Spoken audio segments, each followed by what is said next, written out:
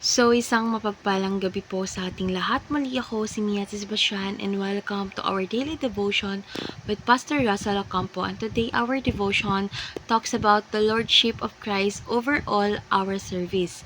And our scripture is all about Colossians chapter 3 verse 22 to 24.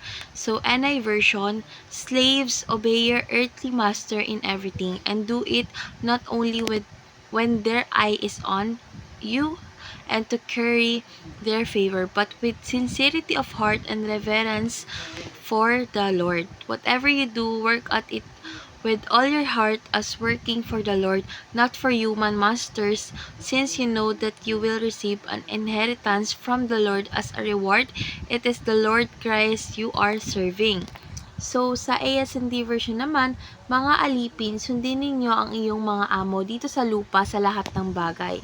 Gawin ninyo ito hindi lang para papasaya sila habang kayo'y binabantayan nila, kundi gawin ninyo ito ng taos-puso dahil sa paggalang ninyo sa Panginoon. Ano man ang inyong ginagawa, gawin ninyo ito ng buong puso na parang sa Panginoon kayo naglilingkod at hindi sa mga tao, sapagkat alam ninyo na ang tatanggap kayo ng gantimpala mula sa Panginoon, ang mana na inilaan niya para sa inyo, sapagkat ang Panginoong Kristo ang inyong paglilingkuran or pinaglilingkuran. Tungkol saan nga ba tong verse na ito? Yung verse na ito is nagtuturo ng ating paglilingkod kahit sa mga pangkaraniwang gawain ay dapat gawin ng may puso at paggalang sa Panginoon. Ano man ang ating trabaho o tungkulin ay ito ay bahagi ng ating pagsamba at paglilingkod sa Diyos. Hindi tayo dapat magtrabaho upang mapansin lamang ng mga tao, kundi upang magbigay ng kalwalatian sa Panginoon dahil sa Kanya tayo tunay na naglilingkod. Dadako na tayo sa ating teaching. Yung first teaching is serving the Lord includes all kinds of works. Lahat ng gawain natin, maliit man ito o malaki, ay isang paraan ng paglilingkod sa Panginoon. Kahit na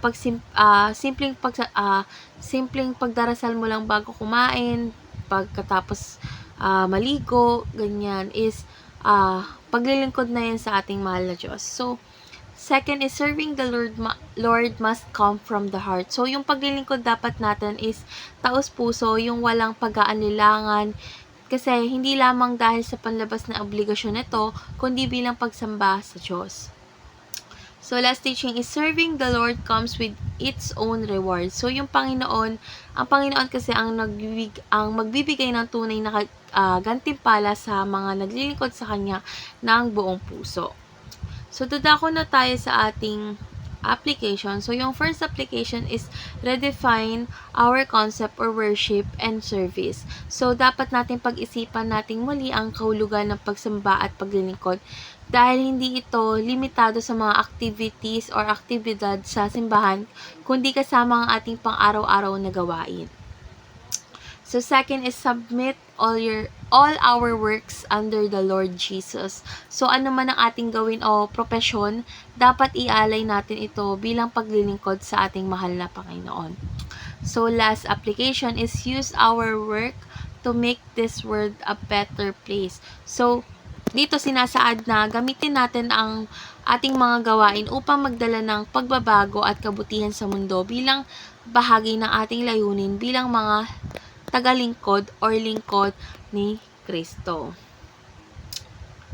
Ngayon, dadako na tayo sa ating last part, and our last part, which is discussion. And our discussion tackles about what is the importance of knowing Jesus as the Lord over all our activities. Para sa akin, mahalagang kilalanin natin si Jesus bilang Panginoon ng lahat ng ating mga gawain. Kasi, dahil ito ay nagbibigay sa atin ng tamang layunin sa trabaho, hindi tayo nagtatrabaho lamang kasi para sa sahod o pagpupuri ng tao, kundi magbigay ng kawalhatian sa ating mahal na Diyos. Sa ganitong pananaw kasi is, kahit ang mga simpleng gawain ay nagiging makabuluhan dahil ginagawa natin ito bilang pagsamba sa Panginoon.